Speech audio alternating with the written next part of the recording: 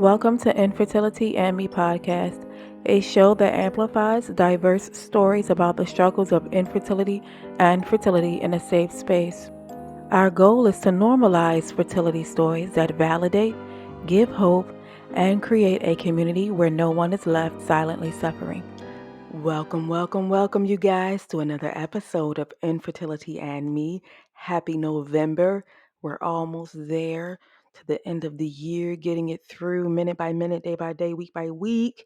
I appreciate you for being here and letting me be a part of your day. You guys, what a wild ride we have had thus far this year, the many ups and downs that we've been on in our personal lives and also the state of our nation. I hope that you are doing well, and I hope that you are okay, and I hope that you are taking care of your mental health as I am also speaking to myself. If this is your first time tuning into the Infertility and Me podcast, my name is Monique Farouk, and I'm your infertility advocate. And I thank you for being here. And I'm also an IVF mom to one, no longer trying for a sibling, and we've put that to bed now. I'm 39 years old, so I am just living my life with a family of three that we are. And that's a little intro about me. And if you'd like to hear more about my story, you can go back to episodes 1, 2, and 3. This episode is with Meghan Whiting. Meghan Whiting is a mom to a one little boy who she conceived through fertility treatments after her diagnosis in 2016. And after several years of marriage, her and her husband got serious about trying and began to seek the help of their reproductive endocrinologist. First their OBGYN, trying to get answers and sort through some things. So, in this episode, Meghan tells us all about how it was necessary for her and her husband to take a break in the midst of treatment to gather their thoughts. And she reminds us that we need to have a backup plan if things don't go out as we saw that they would. So, that means, what will we do if there is no bundle? What would we do if their adoption falls through? What would we do if egg preservation falls through and or the azoospermia and or the ICSI doesn't work out? What are we going to do? What does life look like with or without the bundle? Meghan and I discuss so many things to that aspect, and Meghan is such a wealth of wisdom and knowledge about all things fertility and how we can navigate it with our mind and sanity intact. And so you would want to listen through the entire episode, and you can learn more about Meghan's foundation, the Pursuit of Rainbows Foundation, and her advocacy work through Resolve at Mrs. Ohio INTL 22 on Instagram, or you can tap and go in today's show details. And we will be back in just a second, you guys, with Meghan. So we're back, you guys, with our girl Meghan. Thank you, Meghan girl, for coming on the show and sharing your work with us, what you have been through with infertility, and then how you're looking to change things and using your platform and your pageantry experience to do so. So I appreciate you. Yes, thank you for having me. Meghan girl, how did you meet hubby? How did you guys come together? That's my question that I like to ask everyone to get into your business a little bit before we get into the deep stuff. How did you guys meet? Yeah, actually, our story of how we met is very much a twist of fate. So our paths crossed twice, 2 different times before we landed in the same city together. So we both work in corporate retail, and we were interviewing for a job in Pennsylvania, where I'm from, and he was at that interview. And then 6 months after that, I went to Wisconsin for a job interview, which is where he's from, and we met again. He was so sweet. I recognized him and went up to him and asked him, "Do you remember me?" He said yes, that he did. But a few months later, he was honest with me and told me, "No, but I figured if a pretty girl walks up to me and asks if I remember her, it's probably best that I just say yes." So I said yes. But the connection we quickly had a connection as friends. And then that connection quickly grew into a relationship. And then we were married in 2014. So about 3 years after we met. Perfection. I like hubby's answer. Yes. I know. That was the answer of a lifetime. Let me tell you. Right. I wish more could get it that quickly. Amazing. Love it. Love it. And so when did the topic after marriage begin? How long had you guys been married and how old were you at the time? if you don't mind Yeah, sharing your age. of course. We got married at 26, and we said we didn't want to rush right into parenthood. We wanted to take that time to enjoy just being married. So we said once we hit our first wedding anniversary, that's when we would start trying to conceive, or at least getting more serious about that. First anniversary hit, we felt like, yeah, we were ready, go down that path, as ready as you can be, right, to go down the path of parenthood. We tried on our own for a year, and it was in 2016 that we finally went to a reproductive endocrinologist because we weren't having success on our own. And at the time, infertility was something that hadn't really crossed my mind. I was aware of what infertility was, but I didn't know anybody personally who had experienced it. Neither on our side had experiences with infertility. In our family history, there were family members that had dealt with pregnancy loss, but ultimately ended up carrying a successful pregnancy. So it wasn't really on any of our radars as something that we could possibly face on our journey to parenthood. And that was the thing that kind of blindsided us both. It was, you're not always prepared for every life experience that you're going to have. And infertility is something that I think very few people plan for. And so it was definitely something that was a curveball in our marriage, a curveball in our relationship, and really a defining moment for us in our lives. Yeah, so well put, Megan. So well put, so articulate. You're right. You don't really truly know how it feels until you actually are put into those shoes and you walk it and you live it and you breathe it. And so, did you go to your OBGYN right away with concerns that there might be a deeper issue? The timing kind of worked out nicely that when we first started trying, I kind of gave her a heads up of like, hey, I'm going off of birth control because I was on hormonal birth control at the time. And by the time that we had hit a year of not having any success on our own, it was around the time of my annual visit again with her that I had expressed concern. She generously was like, let's just do, a thyroid panel and just make sure everything is good. And so before I refer you to a reproductive endocrinologist, she was thinking maybe your body just needs time to process all those synthetic hormones that you had been on for so many years. Everything with my thyroid came back great. Everything was normal. And so she did give us a referral for a reproductive endocrinologist just to ensure that there weren't any underlying conditions. I personally am someone who has always struggled with painful periods. Something like endo, while we didn't have a family history of it, it was something that was always kind of in the back of my mind of like, could I have? It was something that we were looking forward to, of going to see that reproductive endocrinologist just to kind of rule things out. At that point, when I think back of like where we had spent 12 months of each month, you start to lose a little bit more hope each month. And so by the time we got to our reproductive endocrinologist and had that first appointment, your hope is a little bit restored, but also your guard is up because you don't know what you're going to hear as far as what is the reason why. And so we went through the run-of-the-mill tests. You never want to go to the doctor and want something to be wrong with you. You go to the doctor hoping that it's nope, you're fine.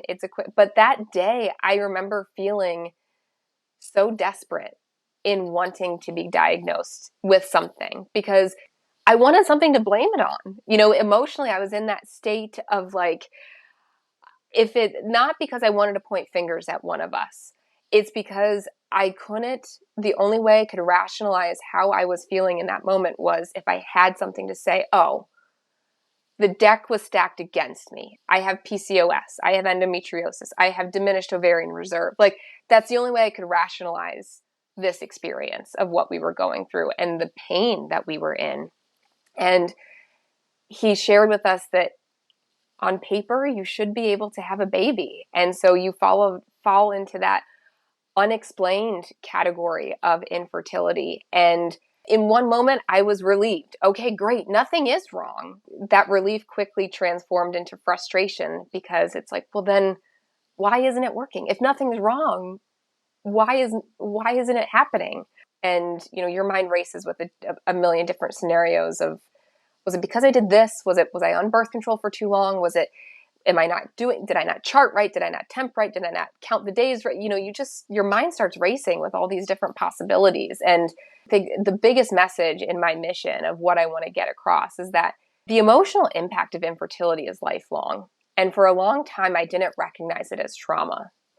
And it took me several years after that first year and a half of trying to recognize that the experience of infertility is traumatic. It's not just a hard time in your life. It truly is trauma for the men and women who go through it.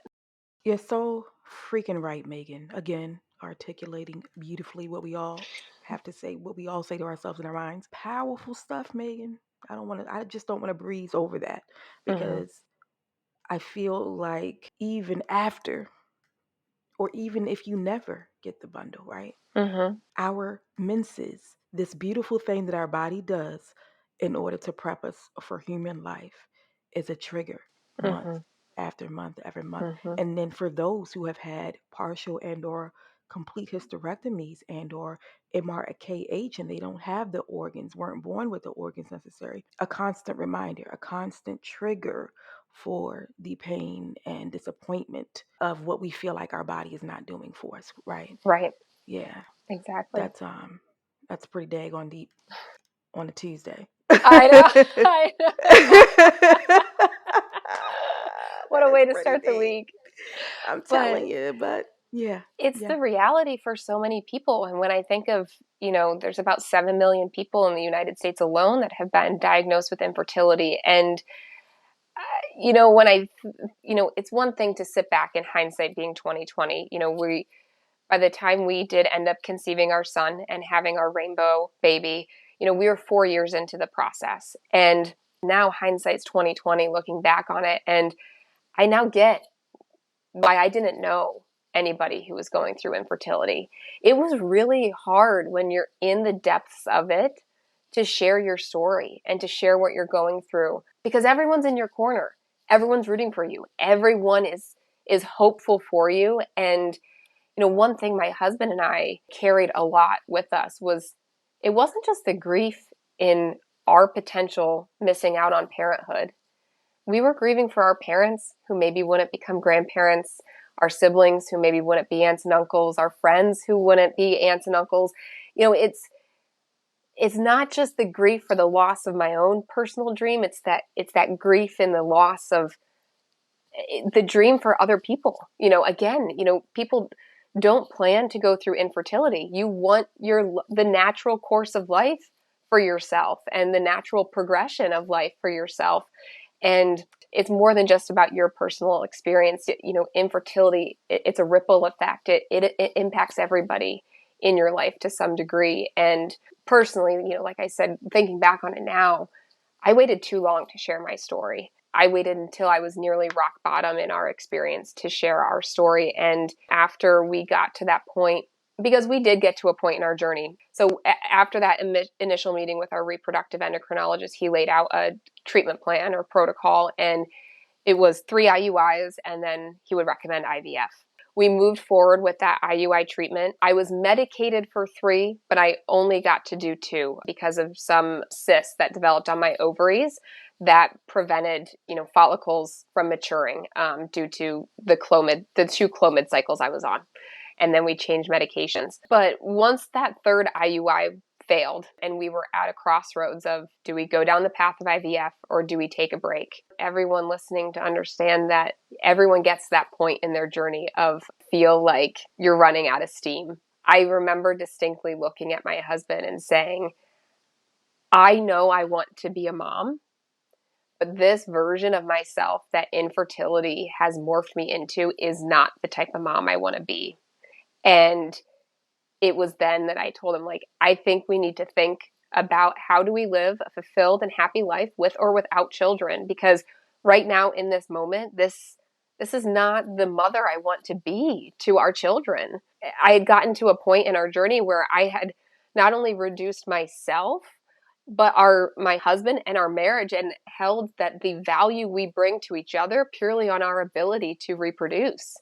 And it became such a dark and isolating time, which I think is not uncommon for people who experience infertility to go through those feelings of isolation, which is why I probably didn't know why anybody in my life was going through infertility, because it is so isolating. But after we hit that moment, we knew regardless of what happened next, regardless of how long our pause was in our journey, we were going to talk about it. we're going to talk about it every day. We're going to talk about it to everybody who wanted to listen, and not to get sympathy, just to educate. And also like create some acceptance that this is our story. This is our experience, and bringing that into reality for us, because up until that point, it was just living by each month cycle. And then as you got, into the specialist part of it, just following the lead of our specialist. And I think we were in that moment where we needed to take back what our life looked like before infertility, change what our life looked like going forward for us to help heal. And so, where did you guys go from there? What did the next step of your journey look like? From there, we took quite a long break from trying. And, you said something earlier that really reminded me of this just now, that while we need to be open about our journey and what we're going through in the moment, I think it's also important to share of there's value in the pause. There's value in rest. And I think for a long time, I carried a lot of shame about the fact I wanted to take a break. And I didn't tell people that that was part of our journey. I said we tried for a year and a half, and then, really at the end of the day, it took us 4 years to get to our son. We were diagnosed in 2016. We had him in 2020. Yes, there was 2 years that we took a break to heal from that trauma, and I shouldn't discredit it as part of our story, because at the end of the day, infertility is trauma, and you need time to heal and process and understand where to go next, and follow that intuition of what do we need to do next in order to feel fulfilled. And so, I want anybody listening to understand, if you're on that cusp of, do I need a break? Do I not need a break? There's no shame in taking that break. Infertility is hard, it is grueling, and it is draining emotionally and financially. And there's no shame in having a pause moment and having that be a part of your journey. And where do you think your shame stemmed from? What do you think was the root cause I felt like of that shame in saying that you take a break? Yeah, I think it was that feeling of, was I giving up?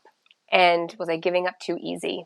And again, like, you think you've got to be strong. You've got to be strong. And there was a point where just my strength wore out, and I needed a minute to reground myself and get back the real reason why my husband and I wanted to be a family, because it became it became all I could think about, all I could talk to my friends about. I lost sight of what it even is I liked doing outside of work and trying to have a baby. And that's when I knew that I needed to take a step away for a moment from that being my focus in life. It's not that the desire didn't go away. I just knew I needed to reprioritize in that moment.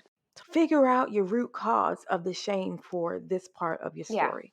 And even if it has nothing to do with fertility, figure out where that trigger is coming from. Why do you feel shame for it? Right. And then realize and recognize it's you, and you're having a battle by yourself. Right. Because nobody else knows Exactly. this. Nobody else is in your mind, right? Right. I think we forget Right. that. Nobody knows. And that's so it's up to that's you. the thing. No one in our life was pressuring us to have children. We weren't getting those well-intended comments from our friends and family being like, so when are you having a baby? No one was pressuring us. We never felt any pressure. And we knew deep down that no one was going to be disappointed in us either if having a biological child wasn't in our plan for our life, and if we needed to resolve our fertility in another way. We knew that. We knew no one was going to be disappointed, and everyone was going to be supported for us. But like you said, you're in this battle with yourself and your mind, and what you're telling yourself as you're in the depths of that journey. And your mind can take you to a crazy place really quickly, especially when you're going through something as painful as infertility. It really warps your mind in a weird way. I totally agree. Yep. When did you guys decide that now is the freaking time? We're going to get back in this thing. We're going to go back and start these fertility treatments again, and we're going to move forward, and we're going to do it, and we're going to give it our best, and then we're going to go from there. It was October of 2019 that we decided, let's start trying again.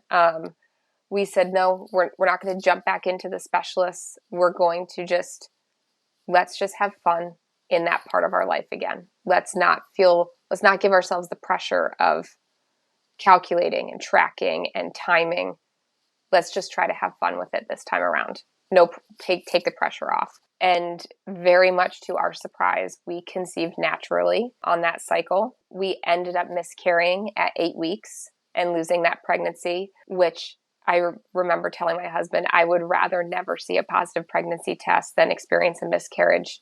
Like, it was a million times worse than anything we experienced with infertility. So we took some time in between those cycles till things kind of normalized again post miscarriage. And then we just continued to try again, somehow managed to conceive naturally again.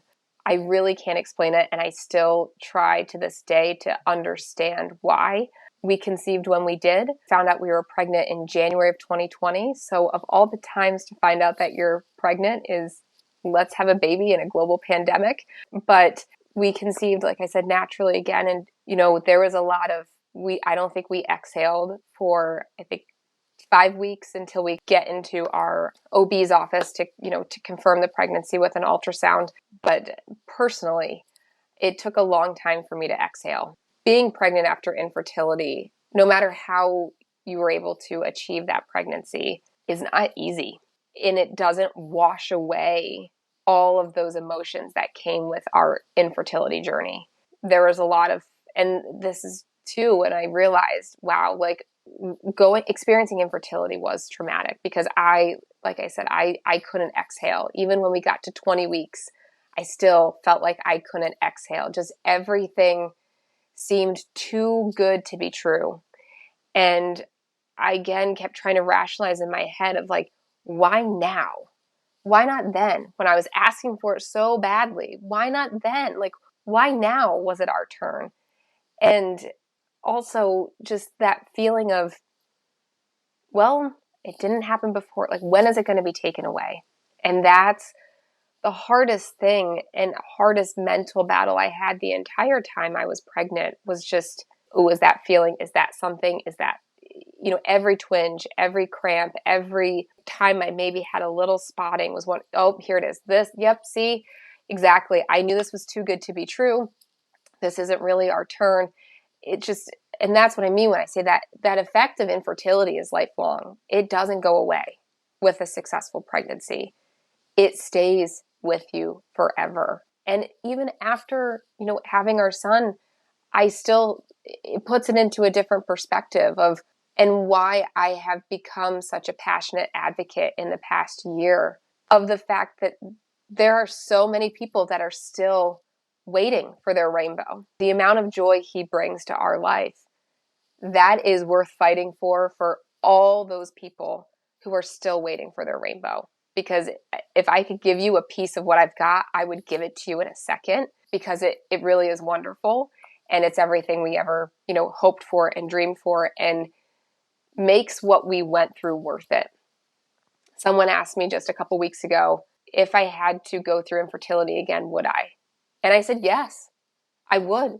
Because there were so many lessons I learned along the way that brought me to where I am now and has made me the mother that I am today to my son. And if it wasn't for that, I wouldn't be that person today. I wouldn't be an advocate. I wouldn't be. I wouldn't have a foundation. I wouldn't have this desire to want to help these couples who need that extra boost on their infertility journey. So, it's weird to say that I was grateful for infertility, but I truly am. I'm grateful that I had that experience. I can empathize with a whole group of people that I didn't plan that could empathize with, but I can, and it's created that, advocate and that passion in me to want to do more and want to do more for those people who continue to be affected by infertility. You've decided to start spreading awareness with your most Mm-hmm. recent pageant. Was that something that felt automatic to you, or did it take some time for you to really sort through your thoughts and how you were going to address it, and or not really address it, but how you were going to attack it? It was something that had kind of been on my mind ever, and really started forming at that moment that we decided to take that break. That when I was looking for what's going to make me feel fulfilled if I don't have a life with children, or if I have a life without children. And that's when this idea of what is now the Pursuit of Rainbows Foundation came to be. I wanted to distribute grants. I wanted to help people in that philanthropic way and have that be the legacy for our family of I want to be known as the family in Central Ohio that helps people make babies through grants and tries to push the insurance mandates forward in creating that increased access to covered care for these people that don't have access to care. In the state of Ohio, we are an insurance mandated state, but it's for HMO plans only. So it definitely limits the population when most Ohioans are on a PPO plan. And so it's really up to individual employers to offer that benefit to their employees. And so there are millions of Ohioans that do not have access to covered care and every day are making that choice of how do we grow our family but also feel financially secure. When you're in the trenches of your journey, it's a whatever it takes mentality. Cost of the treatments are expensive, but you're willing to do whatever it takes because that desire to be a parent and to have a child is inherent, and you are going to fight for that dream and that desire to be realized. And the fact that people are having to make that choice or having to delay their treatment so they can save the money to pay for their treatment, it just feels unfair. And that's why I feel so moved and have this drive to want to help them as much as I can. Because, it took me 4 years, and even having 1 year of a difficult time trying to conceive is too long.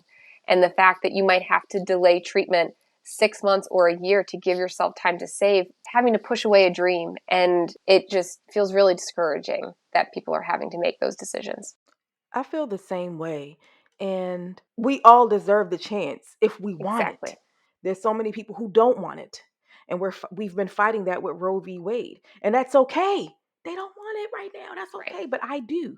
She does. He does. Or they do. Whatever Mm-hmm. the pronoun is, right?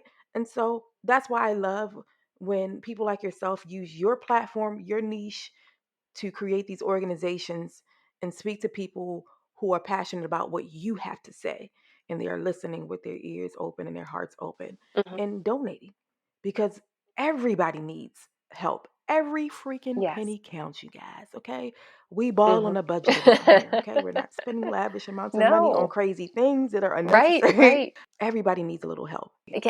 Like you said, everybody deserves a right to build a family in whichever way they see fit. Having that access to affordable care is a way for people to build a family in the way that they want to and when they want to. And infertility is going to look different for everybody. But also, there's people who experience infertility that choose to live child free.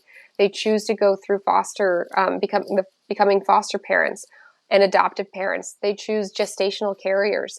The big thing for people to remember is in supporting your friends and family members who are going through infertility, support them with an open mind and an open heart. Listen to what they're going through, hear their stories, hear their feelings.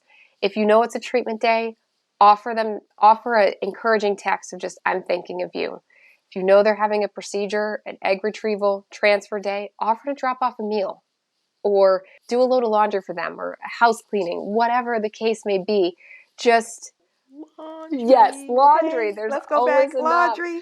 And then fold it for me, Yes, please. because Just that's leave the it there. worst I'll get it. part I'll is get to it. folding. That's the worst part. When is the I'm machine going to telling be you, girl. invented that the dryer folds it Listen, the for day you? an AI is created for it, I am there. Okay, I will spend the coins. I won't be No. cheap that day. I'll go ahead and buy But it. yes, it's important to just recognize and support. You can support if you're not up for advocacy, if you don't have the extra coins right now, the easiest way is for you to just support those in your life that you know are going through it. And a text, a meal, a hug, a shoulder to cry on, hearing, I understand.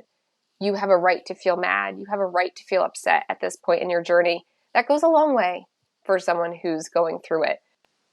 Wonderful. And give us a last word that you would have to offer someone who's still in the thick and throes and woes of infertility, or someone making the borderline decision to possibly walk away. Stay hopeful.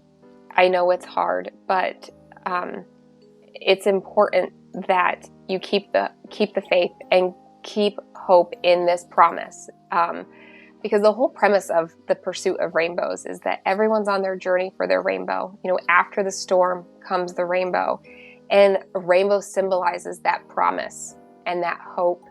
And a promise is a promise. And whether that promise is your rainbow baby, or whether that promise is a new purpose for you in your life, or if that rainbow has led you down a path where you feel called to foster care, a rainbow is a rainbow. So I would encourage everybody to just stay hopeful and look for the rainbow in your journey, because it might not be the most obvious rainbow. This is facts, Meghan. This is facts. Dropping gems once again. Where can we find you online, girl? Yes, so I am on Instagram as Mrs. Ohio INTL 22. That is my title holder page, where you will see pageant content and platform content as relates to the pursuit of rainbows. You can find my foundation's website at www.pursuitofrainbows.org. And there is a Pursuit of Rainbows Instagram handle as well. Based on when this will air, our grant cycle will be closed, but keep checking the site for when our fall grant cycle will open and distribute as many grants as we can. Thank you so much for that, Meghan. And I will have all of that in today's show details. And you can also just check out Infertility and Me podcast on Instagram, because a lot of times people like Meghan have organizations and information and resources will tag me and I'll reshare it. And so I can remind you guys as well that way. And do follow Meghan, though, so you can keep up with her journey, and then also with the Pursuit of Rainbows Foundation.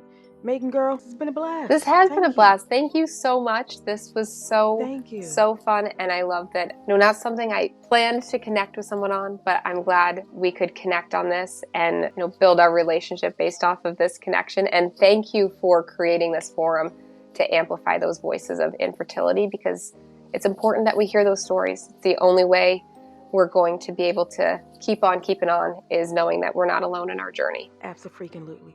Thank you so much again, girl, for your kind words. And thank you, friends, for tuning in to Infertility and Me podcast. Once again, you know where to find me, Infertility and Me podcast on Instagram.